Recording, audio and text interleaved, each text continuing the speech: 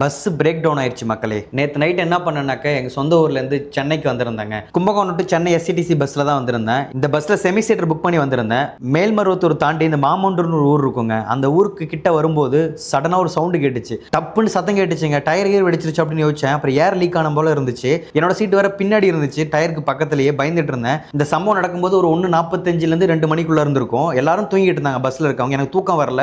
எனக்கு motion sickness problem இருந்தனால எனக்கு தூக்கமே வராமல் நான் முழிச்சிட்டே இருந்தேன். டக்குன்னு அந்த டிரைவர் என்ன பண்ணாங்க, கொஞ்சம் சுதாரிச்சுட்டு வண்டியை வந்து ஸ்லோ பண்ணிட்டாங்க.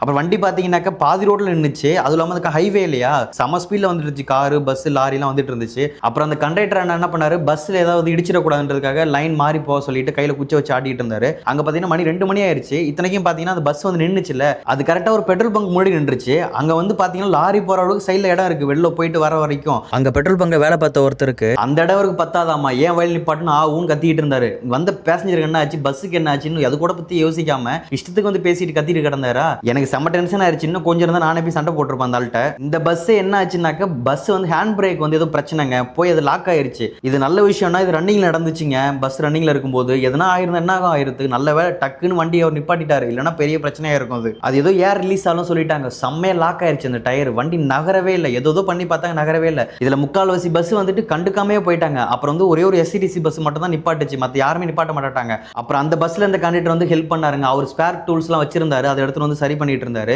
கிட்டத்தட்ட 3/4 மணி நேரத்துக்கு போராட்டத்துக்கு அப்புறம் பஸ் மூவ் ஆகி கொஞ்சம் தூரம் வந்துச்சுங்க. அப்புறம் பார்த்தா திடீர்னு வந்து ஒரு மாதிரி தீஞ்சு போன ஸ்மெல் அடிச்சுது. என்னடான்னு பார்த்தா புகை வருது.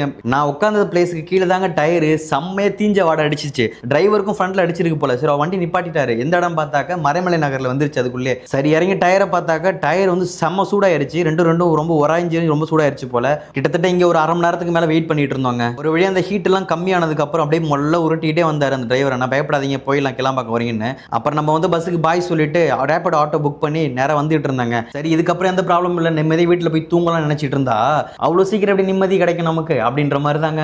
ஆட்டோவும் பிரேக் டவுன் ஆயிருச்சு. ஏதோ ராடு ஒன்று கீழே இருந்துச்சுங்க, அது புடுங்கிட்டு தரன்னு இழஞ்சிட்டே வந்துச்சு. 2:30 மணிக்கு நான் வீட்டுக்கு போக வேண்டிய ஆளு 4:30 மணி வரைக்கும் ரோட்ல நின்றுட்டு இருக்கேன் பாத்துங்க. அப்புறம் அந்த அண்ணாவுக்கு ஹெல்ப் பண்ணி ஏதோ பண்ணி கொஞ்சம் நவுந்து போனோம். திரும்ப மறுபடியும் பாத்தீங்கன்னாக்க திரும்ப கழட்டிட்டு கீழே வந்து இழஞ்சிட்டே இருந்துச்சு. அட என்னடா இது அப்படின்னு நினைச்சுக்கிட்டு அப்புறம் பிடிச்சி அவர்கிட்ட ஒரு ஐடியா கொடுத்து, ஆனால் கயிறை போட்டு கட்டிடலாம் ஒரே இடம் சொல்லி அப்புறம் ஹெல்ப் பண்ணி கயிறெல்லாம் போட்டு கட்டி வீட்டுக்கு வந்து சேர்ந்துட்டாங்க. நான் முன்ன சொன்ன போலதாங்க, எப்போ வந்து சேர வேண்டியவன் எப்போ வந்து சேர்ந்தேன் பாத்தீங்களா. உங்களுக்கு இது போல பஸ் காருன்னு ஏதாவது பிரேக் டவுன் ஆகி ஒஸ்ட் மட்டும் தான் கமெண்ட் செக்ஷன் சொல்லுங்க. எனக்கு தெரிஞ்சு எனக்கு தான் ரொம்ப மோசமாக நடந்திருக்கும் போல.